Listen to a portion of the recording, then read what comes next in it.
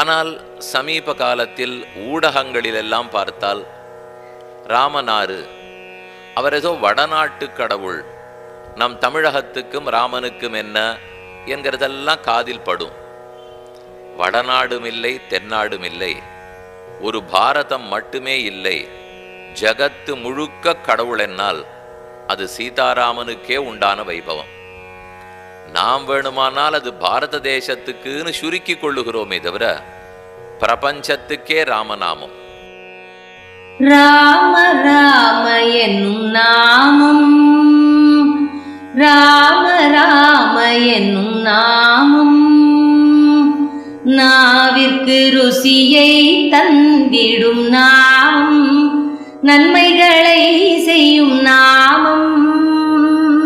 ராம ராம எனும் நாமம், நாவிற்கு ருசியை தந்திடும் நாமம், நன்மைகளை செய்யும் நாமம். ராம ராம எனும் நாமம், கேட்டவரங்களை கொடுக்கும் நாமம், கேசவனின் திருநாமம். கேட்டவரங்களை கொடுக்கும் நாமம், கேசவனின் திருநாமம். ராம ராம.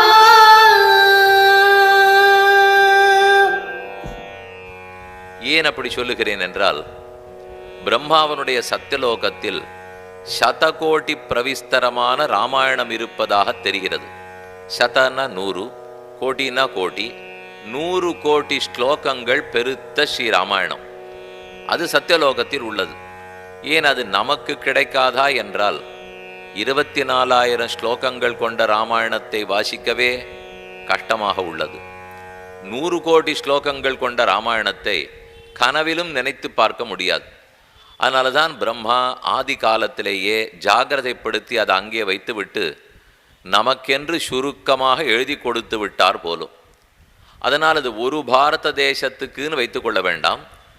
இந்த பூமி புவஹா சுவஹா மகா ஜனஹா தபஹா சத்தியம், மேலே இருக்கிற 7 லோகங்கள், அதில் 7வது லோகமான சத்தியலோகத்திலேயே ராமாயணம் இருக்குமானால் அப்போ ஒரு பூமியில் இருக்கக்கூடிய ஒரு பாரத தேசத்துக்கு மட்டும் எப்படி அடக்கிவிட முடியுமா? எதனால் அது எல்லா இடத்துலையும் அப்படி பறந்து விரிந்திருக்கிறது? யாவத் ஸ்தாஸ்யந்தி கிரையா சரிதஸ்ச மகீதலே தாவத் ராமாயண கதா லோகேஷு பிரச்சரிஷ்யதி. இது பிரம்மா கொடுத்திருக்கிற அனுகிரகம். ராமாயண கதை உலகம் முழுக்க எங்கும் பிரச்சாரத்தில் இருக்கும். எதுவரை?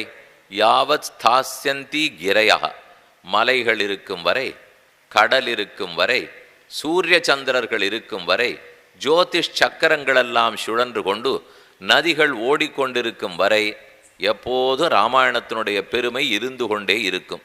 இன்னும் கேட்டால், ராமாயணத்தினுடைய சிறக்கு இருக்கும் வரை, அதனுடைய பெருமை இருக்கும் வரை சூரிய சந்திரர்கள் இருப்பார்கள், ஹிமாச்சலம் இருக்கும், மேரு இருக்கும், கங்கை இருக்கும் என்றே சொல்லலாம்.